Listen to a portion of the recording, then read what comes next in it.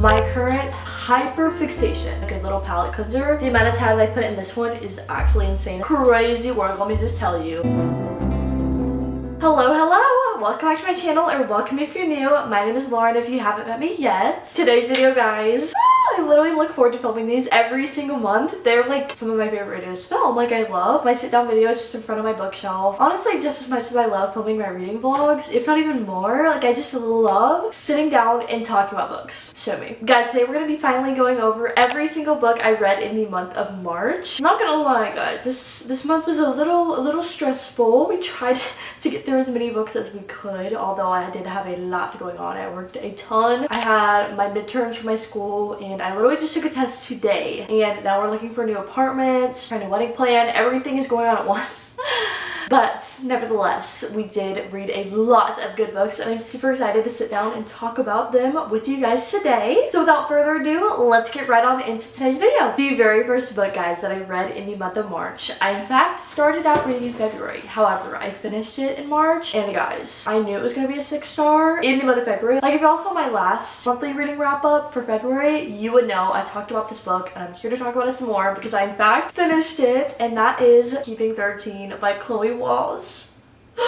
Guys, this series right here, the Boys with Tom series, has been my current hyper fixation. Like, let me tell you, these books just live in my mind rent-free. Ever since I read this book, I've been unable to stop thinking about it. I read Binding 13 back in, I think, either January or February. I think February. And as soon as I finished that one, it was a 6-star as well. I knew I had to go into this one. 6 stars. This is the second book, finale of Johnny and Shannon's story in the Boys with Tom series. I honestly don't want to explain too much about what this series is about. I've said that before, I'll say it again. I don't know, I will say this though. The Boys with Tom series, it follows this group of high school students, and normally, you know, with these high school romances, I find them a little bit immature for me at my age, because I am 22 and I'm about to graduate college in like 2 months. Like, high school, it's kind of like a little bit, it was more my reading style whenever I was in high school, you know what I mean? However, these characters right here, the trauma and the stuff they go through and the way that they're there for each other, like, I can't even begin to describe the like strength and resilience these characters have. Like, oh my gosh, the first 2 books in the series, Binding 13, Keeping 13, follows Johnny and Shannon. Poor Shannon, oh my gosh, she has the most abusive home life. She's abused at her other school, so her mother finally decides it's time for her to transfer to another school, the Tommen College, to finish out her high school years. And there she meets Johnny, who is this overprotective rugby player. He will literally do anything for her, and just their relationship is everything. Like, I'm telling you, I adore this book so much. And yeah, basically the rest of the books in the series follow these different couples. They're all together kind of in this friend group, and I literally cannot get enough. I like, look at the amount. I showed you guys my Binding 13 copy, but the amount of tabs I put in this one is actually insane as well. I highlighted so many little things, and yeah, all I keep doing is just going back and reading them, listening to the playlist, thinking about these characters.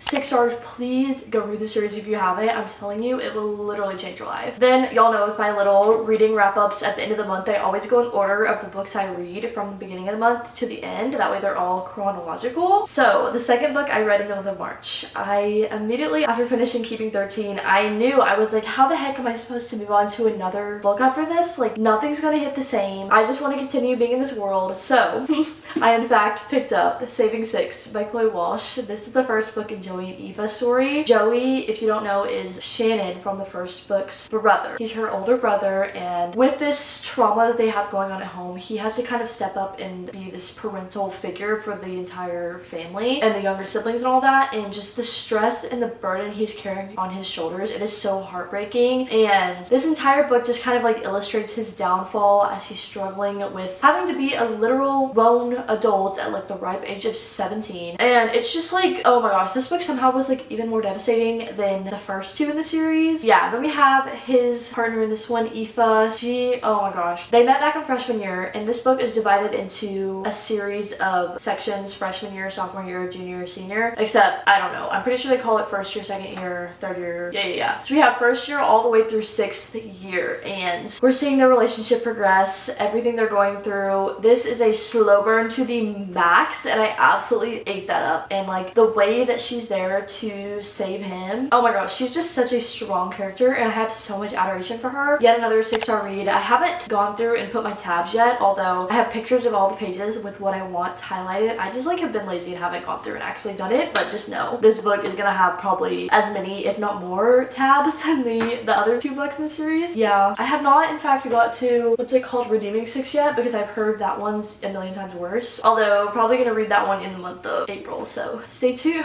So then guys, after reading those 2 just like intense, heartbreaking, all-consuming 6-star reads, I was like, what the heck am I supposed to read now? Because whatever book I read next is simply gonna suck. Like, there's no way I can make it not compared to those 2 books. They're just too good. So I was like, you know what? We're just gonna continue on with a YA fantasy series that I've already started. The first book was just cute. It could be a good little palate cleanser, you know what I mean? So that was in fact the Carvel series. I decided to pick up the second book in that series. This is Legendary by Stephanie Garber. And guys, it's a little trilogy, super duper cute. Definitely, like I just said, a good little palate cleanser. I think personally this series reads a bit young for the type of books that I typically go for, but it was still, you know, a fun, cute little world. The world building was just like fun and unique almost. Instead of a typical fantasy, it's more of like carnival, jesters, house of cards, frilly dresses and bows. Like, I don't really know how to describe the aesthetic. I've said this before too, but I feel like the only way to really know what it is to either read it or look up the Carvel aesthetic on Pinterest and you'll know exactly what I'm talking about. But yeah, the first book was really cute. I think I gave that one a 3-star and it just had like themes of family, a little bit of a mystery element. The ending was kind of a cute little plot twist. And then this book follows the sister of the main character in the first book. She's going through the games of Carvel as well. And the games of Carvel are apparently a little deeper than we originally found out in the first book. And in this book, they're questioning if the games of Carvel are actually real and not just this make-believe story that everyone thinks it is just to have a fun time. Yeah, the stakes were a little bit higher in this one. I think I enjoyed this one a little bit more than the first book. Super duper good, really cute, and I would so recommend, especially if you're in like high school or older middle school. I feel like you would eat this book up if you're looking for kind of a little bit of a mystery with fantasy elements, slight little touch of romance. Really good. Here we go. I'm just gonna read my review of this one because I feel like that's a good way to describe it. I gave it a 3-star overall. I said it was cute, enjoyed slightly more than Carvel because it wasn't quite as confusing in my opinion. Yeah, that one was a bit confusing for me at first. And I said I wish the sisters were more honest and open in this one because a big theme in Carvel was their open and supportive relationship. Yeah, it was almost like they weren't as supportive in this one. They were just kind of like, eh, whatever happens, you know, I could trick her. Hello? Didn't really make sense with the first book. Then I said here, the flowery writing style is just a bit too much in my opinion, but I understand how some people could like it. It was slowing my reading speed down a bit and disconnecting me from the story when I had to pause and try to really picture the descriptions. Overall, a nice addition to the series. I enjoyed the addition of the fates and the conflict of choice Tella had to make. There we go. Then we have Twisted Games by Anna Huang. This book right here is the second book in the Twisted series by her. I read Twisted Love so long ago, back in December of last year, and I don't know what took me so long to get into this one. I really enjoy Anna Huang's writing. She just comes up with some very interesting plots, and I like that they read a bit more adult and like there's underlying deeper, darker themes going on throughout them, if that makes sense, without being too dark. Like, it's not a dark romance by any means. It just has like real world adult problems and issues that are thrown in, and so for that it makes it seem so much more realistic and like higher stakes because it reflects problems we have in real life, like real things that could go on to affect a relationship. So yeah, I really enjoyed this one. This one follows our main character Bridget. She is actually a princess of the country called Eldora. She currently lives in America because she's going to school there, and there she has this new bodyguard come into the picture to protect her while she's away from the castle. They have to like hire somebody out to be her bodyguard, you know what I mean? And his name is Reese Larson, okay? This man, crazy work, let me just tell you. They have this instant attraction, but neither one of them wants to admit it. It's kind of enemies to lovers a little bit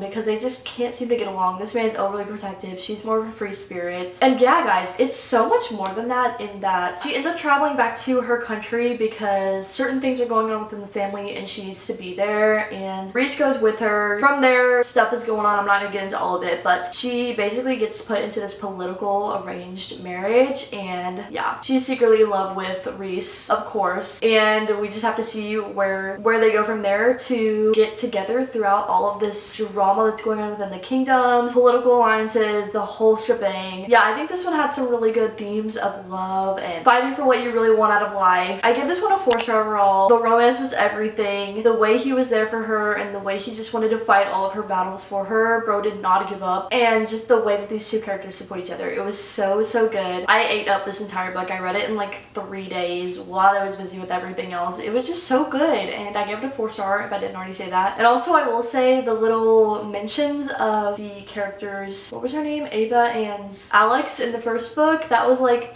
such a good little reminder of their story because I enjoyed that one so much as well. Yeah, so far these are the only 2 books I've read in that series. There's 2 more, and I'm definitely gonna get to those soon because it's really good. Like, I forget how good this series actually was, and I picked up this book and it reminded me how much I liked it. We gotta continue. Then guys, I had to pick up Wrecked by Lauren Asher. This is another romance book here. This is this is the 3rd book in the Dirty Air series by her. There's 4 books in this series, so I'm a little over halfway done with it. I'm quite sad. The first 2 books in the series, I can't lie, were a little bit palate cleanser-ish. Kind of like not super good quality story making, if that makes sense. However, I haven't finished this book yet. This book I'm currently kind of just beginning. I'm on page 51. But I can't lie, already there's themes of like anxiety and real life problems with people, with our main characters' families, health problems, and like childhood trauma. There's all of these underlying things that I think is gonna make this book a lot stronger than the other 2. So far. Like I said, I'm just on page 50. Could go anywhere from here. But yeah, let me back up. So this book follows Jax. He's an F1 driver, of course. And then we have Elena, who is hired to be his PR agent. Basically, Jax is kind of going around being a party animal, goofing off, ruining his reputation, and Elena is hired to basically straighten him out, put him in line, and fix his reputation.